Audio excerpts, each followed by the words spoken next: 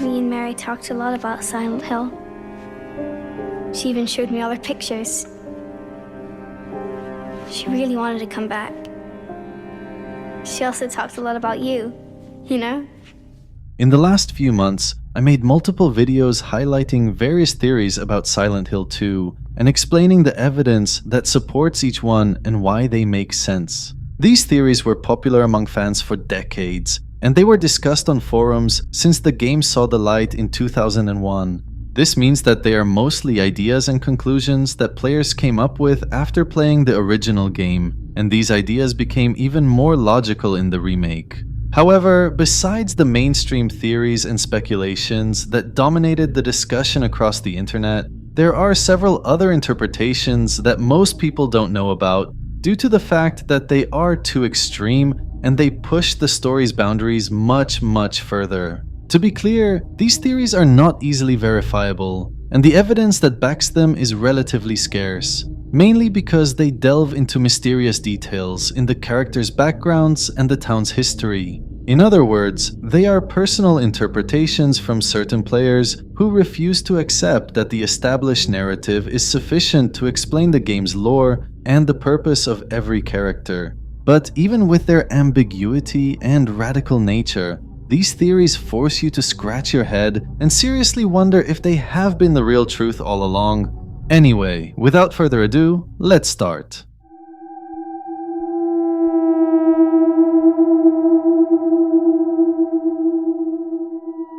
When we talk about characters in Silent Hill games, I think it's fair to say that Silent Hill 2's characters are the most intriguing, special, and ambiguous.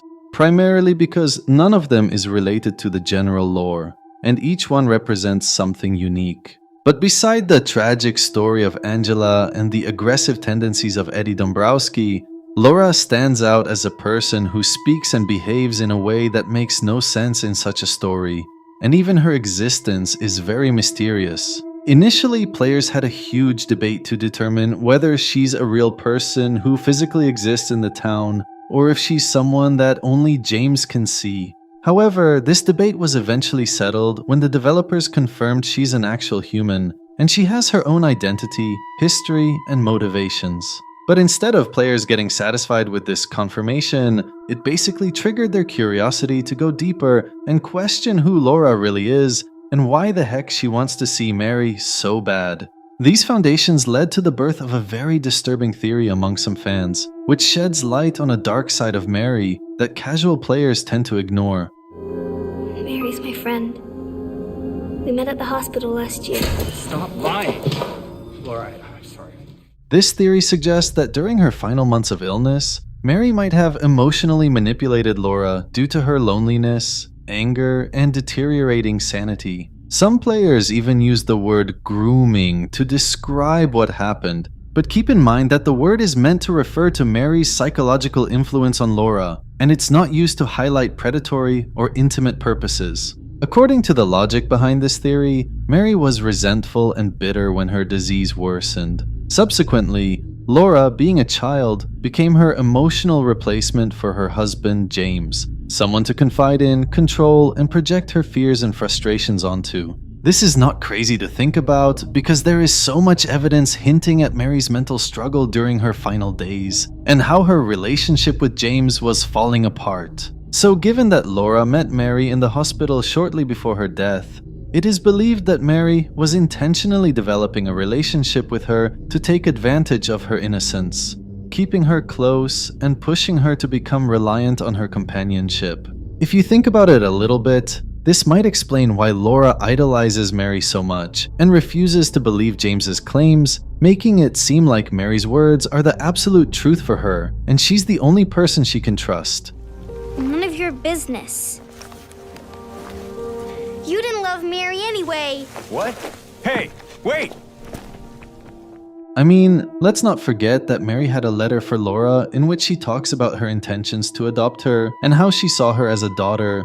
But according to the theory, this is a distorted promise that was made during a moment of instability and not a genuine plan. Some fans speculate that Mary's influence on Laura is why she sees James as evil by default and treats him horribly no matter how sweet and compassionate he is with her.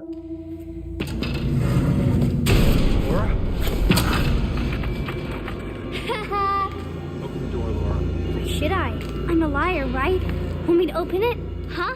Do ya? But regardless of her behavior and statements, Laura's presence in itself is enough to raise so many questions about her insane determination to see Mary, as if her life relies on it. We're talking about an 8-year-old girl who came to the town of Silent Hill alone, for no reason other than to see a woman that she met in a hospital. This showcases incredible love and care towards Mary, which is believed to be the result of Mary presenting herself as a possible mother for Laura, a girl who's known for being an orphan and seeking to be loved. So the idea that some players came up with is not that Mary was being predatory towards Laura, but rather that she sold her a hope and made her wait for a dream that will never happen in real life. Mary's isolation and the absence of James led her to see Laura as her final solution to express herself and explain her emotions to someone, which gradually resulted in Mary lying about her potential death to convince Laura that they will be together in the future as a daughter and a mother. In a previous video I made, I received a very informative comment from a woman who seems to be a newcomer in the Silent Hill universe, but she provided an incredible personal analysis based on her own perspective. In the section where she talks about Laura, she briefly mentioned how she finds the relationship between Laura and Mary to be bizarre, hinting that their friendship is not organic, but mostly an intentional approach from Mary towards a lonely child. Her remark triggered my mind to remember this old ambiguous theory, because her perspective as a woman who's explaining the character based on pure personal judgment was so interesting, leading me to see something that I always missed. But once again, let me remind you that this is not a theory that I necessarily believe or support. I just wanted to highlight it, because for many years, it was among the most bizarre interpretations you could find in the darkest corners of internet, even though it's rejected by the general fanbase. It's also worth noting that there's no definitive evidence about it in both the original game and remake, meaning that it will probably remain a theory that we can never confirm. Killer? Why'd you do it? I hate you! I want her back. Give her back to me!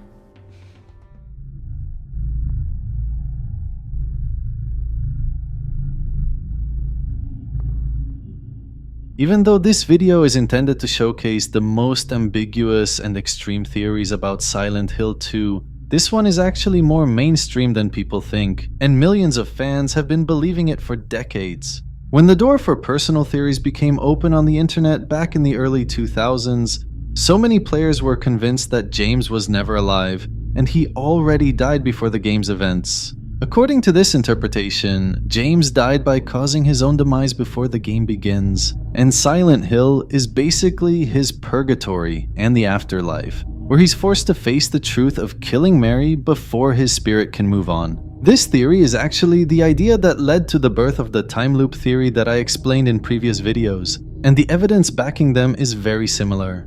The first clue that fans mentioned is Mary's letter itself, because the shocking revelation you discover after playing the game is that this letter never really existed, and you can see it's a blank paper in the end. This might mean that this letter is a manifestation of James's denial and a message from beyond death, potentially a symbolic summons into the afterlife. In my restless dreams, I see that town. Silent Hill.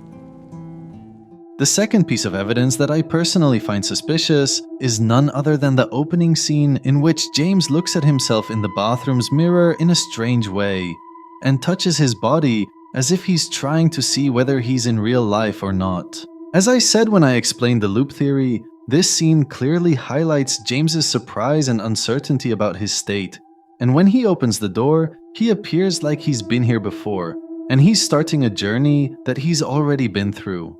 However, what really made this theory much more credible is the behavior and personality of other characters, regardless of how different they are. People's conclusion is that each character represents a sin or an action that James went through and is trying to deny. Angela is a representation of abuse and victimhood. Eddie symbolizes murder and denial, while Maria embodies lust and delusion. If we break it down, we'll find that the abuse and victimhood may refer to the way Mary treated him during her mental struggle, which includes her being dismissive, disdainful, and pushing him away as if he's an enemy, not a husband.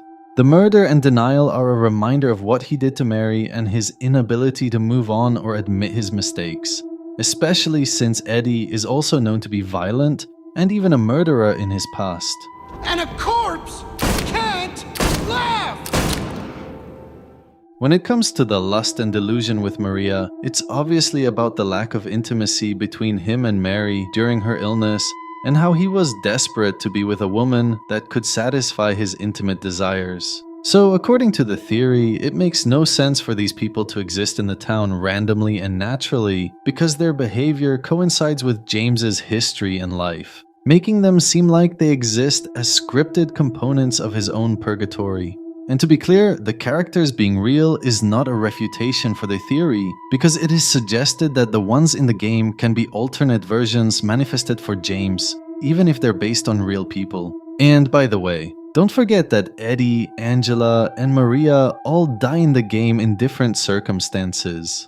Eddie gets killed by James, Angela puts an end to her misery by herself, and Maria dies at the hands of Pyramid Head over and over. If you focus on these three scenarios, you'll see that each one is a reflection of an actual event that James lived or happened to him. James killing Eddie reminds him that he's a murderer who killed someone before, and his reaction after this event clearly shows his confusion and shock, as if he's discovering a monster living inside him.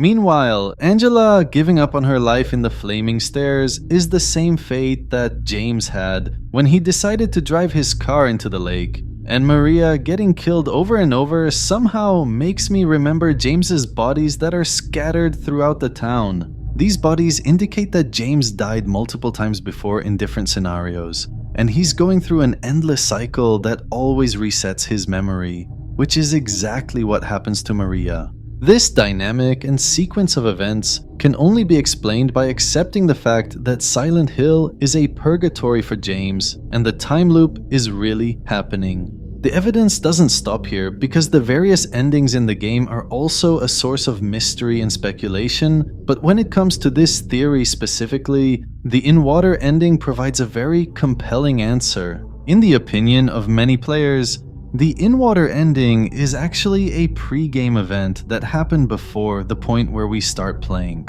In other words, when James drove his car into the lake, he ultimately died. And then his nightmare in the purgatory starts with him looking at the mirror in the opening scene and examining his body.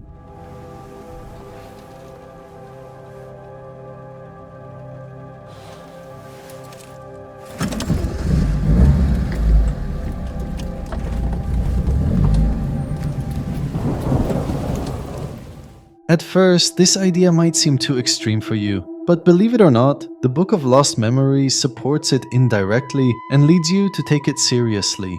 For those who don't know, the Book of Lost Memories is a physical guide that was released in 2003 to provide more insight into the game's story. And according to this book, James's original motivation for traveling to the town was literally to put an end to his days in life. So based on this information, it is believed that the in-water ending happens first. And what we see across our playthrough is the aftermath of that event, which explains why everything starts in the same place where the car is located and next to the lake where James died. And even though people usually keep this theory within Silent Hill 2's story alone, I personally decided to go further and remind you of something crucial in Silent Hill 4. The crazy part about this game is that it's the only sequel in the entire series where you can see actual hints related to Silent Hill 2. And one of these hints is the old man Frank Sunderland, James's father. According to the protagonist Henry, Frank Sunderland told him that his son went to Silent Hill years ago and never came back, indicating he disappeared or lost his life there. Not only that, but if you also examine the clues in the apartment, you'll find writings referencing the nurse that was with Mary in the hospital, and Henry mentioning how he heard about James disappearing in Silent Hill with his wife a few years ago. I don't know what to tell you, my friends. But as a guy who analyzes and researches Silent Hill games as a part-time job, I genuinely believe this theory is true, and James really died before the events of Silent Hill 2. I've been skeptical for decades about this idea, but the extra evidence that developers provided for us in the remake leads me to feel that they're begging us to see this reality. The way the town functions and the backgrounds of characters in this game are very different compared to any other Silent Hill. The people are strangely diverse and independent, yet they still seem very relevant to James's personal story, as if they exist solely to compose his purgatory. It's also very important to remember that somewhere in your journey, you find a graveyard with a tombstone that has James's name on it, alongside Angela and Eddie, hinting that their fate was always death. And speaking of James's relation with other characters, this leads us to another theory in the game that some players have been obsessed with for over 20 years.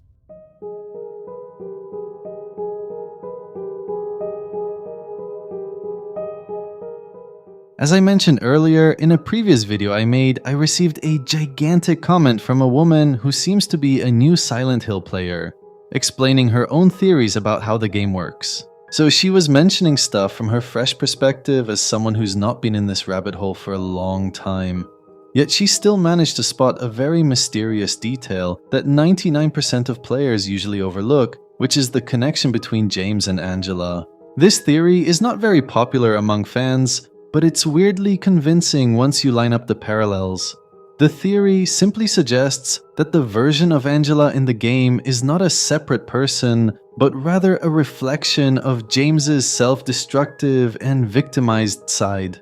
Because Angela's history and experience in the town are bizarrely close to James's. Both characters killed a loved one in their past, and they're consumed by immense guilt and self-loathing that's barring them from moving on with their lives. James killed his wife in a moment of rage after months of feeling hated and disdained by her, while Angela murdered her own father as a desperate response to his regular abuse against her. Initially, they were convinced that what they did was justified and necessary, but for some reason, regret was still able to consume their thoughts, and eventually, they realized that they were guilty of murder. Later on, both James and Angela go to Silent Hill to deal with this guilt, but their delusions make it seem like they're in the town to search for a person. Angela is looking for her mother to seek safety and love from her, while James is searching for his wife following a romantic letter where she invites him to meet her. These two scenarios don't exist in reality,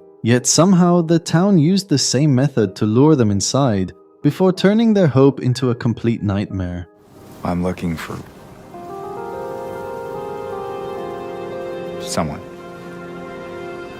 Someone very important to me. Me too.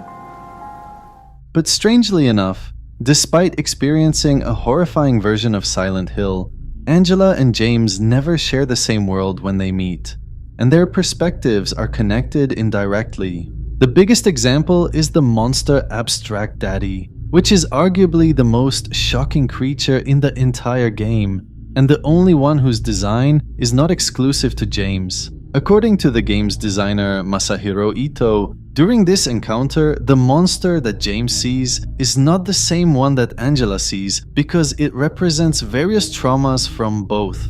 For Angela, the monster is an unbearable representation of her abusive father and how he was forcing himself on her to exploit her body. It is suggested that she sees her father's face when the creature appears, and that's why she calls him Daddy at first, despite his terrifying nature. Daddy! On the other side, the creature's appearance for James is more ambiguous and distorted, or if we want to use the perfect word, it has to be abstract. The developers provided hints that the monster's design is primarily related to Angela's trauma with her father, but at the same time, James can still see glimpses of his own memories, including the bed shape and the intimate position that remind him of Mary. This might be the reason why the developers decided to choose the name Abstract Daddy for the monster, even though the original name was Ideal Father, which was a direct reference to Angela. The fact that Angela's trauma intertwines with James's in this monster's existence made it more logical to add the word abstract in the name to highlight James's confusion in the confrontation, especially since he doesn't see it clearly like Angela. However, Angela's perception is not only peculiar with monsters, but also with environments, and this is why the burning staircase scene is a very baffling section in the game. During these moments, Angela sees the place engulfed in raging fire, and this symbolizes her inability to move on, and how she's giving up to put an end to her misery. According to some clues from the developers, James doesn't necessarily see the flames the way Angela sees them, but he can still sense the atmosphere of her world. This is why he mentions how hot the place is, which is a hint that there's a slight overlap between his perception and Angela's. It's hot as hell in here.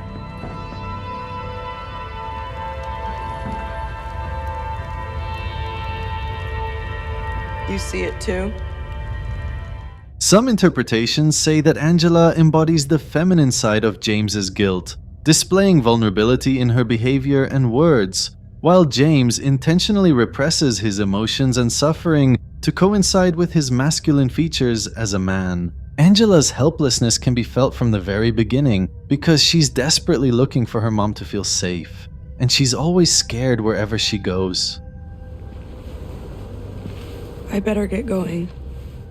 Symbolically, Angela could be James's conscience and the mirror that shows the actual feelings he's trying to deny. And this is exactly how their conversations work. If you focus enough on their exchange, you'll notice that she is basically the version of James that he will eventually accept in the end after finishing his nightmarish journey. She's very open about her guilt and she knows that she's a killer, while James is in denial about killing his wife. When she tells him, "Me and you are the same," and asks him if he's afraid to die, James instinctively recoils and denies the statement, indicating he is not yet ready to fully embrace the self-destructive path that Angela has already accepted. Me. You. We're all the same. I'm not like you.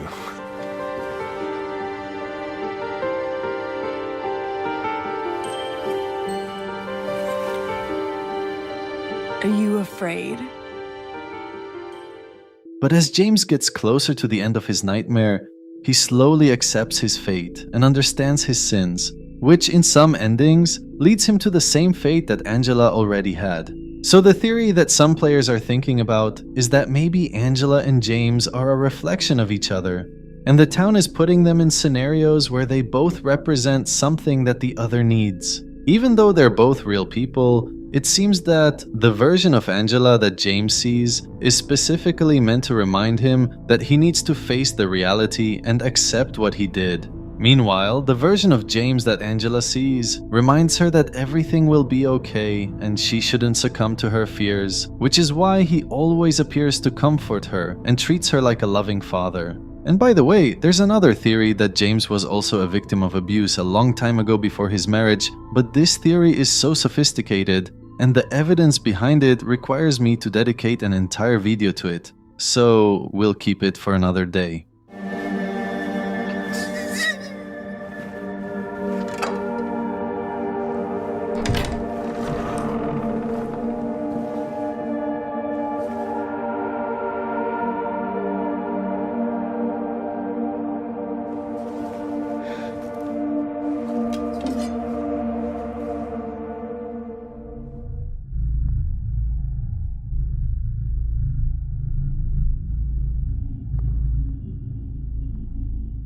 One of the most perplexing questions that every player has after finishing the game is why the heck Brookhaven Hospital is very prominent in the game when it's not even the institution where Mary was treated. For those who are not familiar with the locations in the franchise, let me remind you that according to the general lore between Silent Hill 2 and 4, the place where Mary was treated is believed to be St. Jerome's Hospital in the city of Ashfield, which is located close to Silent Hill. We know this because James was living with Mary in Ashfield, and Silent Hill was just a tourist destination for them, and this coincides with the statements of James's father. However, the most compelling evidence is actually the existence of a character by the name of Rachel in Silent Hill 4.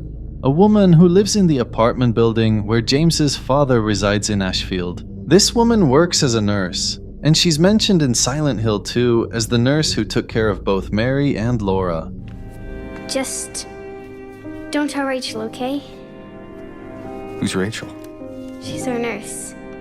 In Silent Hill 4, you can find her uniform during your exploration in the other world, and you can even see her from the window of her own apartment, indicating that she's still in Ashfield and works in the local hospital. So the real question is, why does James's journey to find Mary lead him to Brookhaven Hospital, and not St. Jerome, where she actually stayed? Well, the answer is a little bit complicated, but the first thing you should remember is that Mary and James were regular tourists in Silent Hill, and the hotel they resided in was very close to the South Vale district, the same area where Brookhaven is. What we know from the clues and documents is that Brookhaven is a historic institution that was initially used for general medical use, especially during the outbreaks and epidemics in the 1800s. Later on, the facility was transformed into a mental hospital, but it was still considered the primary medical institution for people in South Vale generally, hinting that if Mary had a health issue during her stay,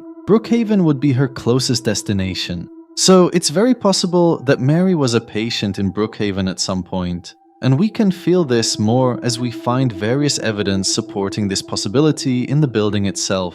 For example, as you explore the place in the other world, you can hear the sound of heavy breathing or a ventilator in room C5, emphasizing a strange similarity to the sound of Mary's breathing when she was lying on her bed during her final days. This would have been dismissible if it was random, but the crazy part is that just before this discovery, Maria suddenly started coughing and became tired, and a few moments later, she decided to rest on the bed inside room C5. Maria's symptoms in this scene were identical to Mary's, and were meant to remind James of his wife, but the fact that it happened in Brookhaven Hospital and in this specific room raises a lot of questions. I wanted to ask you, what if you can't find Mary? The second piece of evidence is very confusing, and it's not something that any player can find because the developers intentionally added it in the remake in a sneaky way to secretly help you see the connection between Mary and the hospital. When you investigate the documents and photos around you, you come across this photo showing the staff posing normally together. At first, nothing about this photo seems suspicious, and in most cases, players won't even pay attention to it for more than 2 seconds. However, the catch is that the photo you see here is the version you find when you come with Maria in the afternoon. But if you come back in the night and look at it again, you'll see something shocking. If you focus hard enough at the area near the entrance, you'll spot the shadow of a woman who looks familiar. And if you look closely, you'll realize that she's literally Mary posing with the nurses. This detail is so ambiguous and tricky that it's almost impossible to see it if you don't check the clues multiple times during your playthrough.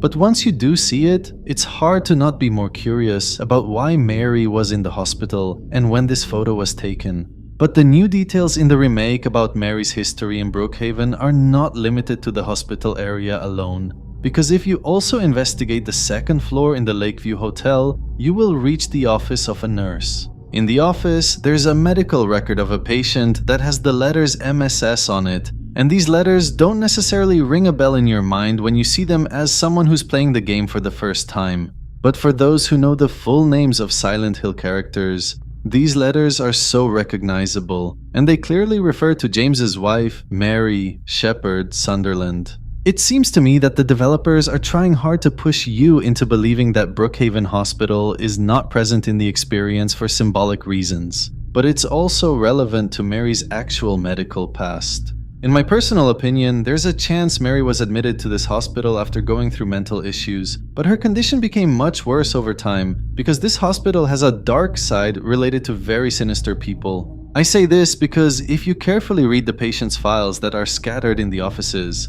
you'll notice that the common symptoms are hallucinations, paranoia, insomnia, and even aggression or violent tendencies. This phrasing was very interesting to me because in the original game, These exact symptoms were known as prevalent effects of White Claudia, the mysterious plant that was used to brainwash people by the Order cult. This plant was very infamous in the town of Silent Hill, and in order to bypass the legal restrictions around it, the cult collaborated with various doctors and medical entities to transform it into a drug that can be promoted as a source of euphoria and happiness. I don't have enough time to explain my entire point in this video, but long story short, I have a feeling that Brookhaven was involved in conducting experiments on patients by using White Claudia, and Mary might be among those patients. The idea of Brookhaven's doctors being unethical and greedy reminds me of a quote from Mary herself when she said, "It would be easier if they would just kill me. But I guess the hospital is making a nice profit off me. They want to keep me alive." The hospital in question was never revealed explicitly, but even though I'm a believer that St. Jerome is where Mary was treated in her final days, Brookhaven appears to be a station in her life as well, especially when you remember the evidence that I presented in the previous video. I'm also aware that there are patients in the hospital who have records that surprisingly match the features of James, Angela, and Eddie, but I'll keep that theory for the future. Anyway, please like the video if you enjoyed it, and make sure to watch this one if you want to learn more about the connection between White Claudia and Mary. Until next time, stay safe, and I hope to see you soon. Get back soon, okay?